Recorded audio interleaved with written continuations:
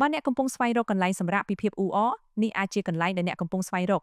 ភ្ញាក់ពីព្រឹកជាមួយអប្សរទុនសម្រុនខ្យល់ត្រជាក់និងទេសភាពភ្នំបៃតងដែលធ្វើឲ្យចិត្តស្ងប់មិនថាជាការបោះតង់ជួបជុំមិត្តភ័ក្តិឬចំណាយពេលជាមួយគ្រួសារនៅទីនេះអ្នកនឹងទទួលបានបទពិសោធន៍ដែលមិនអាចបំភ្លេចបាន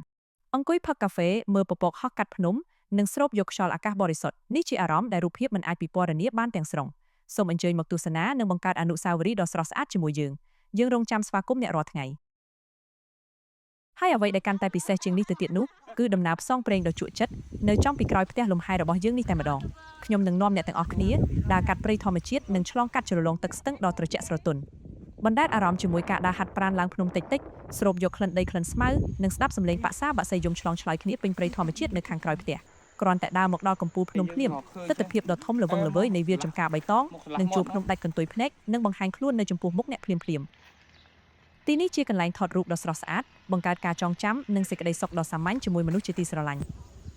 តោះរៀបចំកាតាបរួចមកលំហែនិងឡើងភ្នំកំសាន្តជាមួយយើងទាំងអស់គ្នា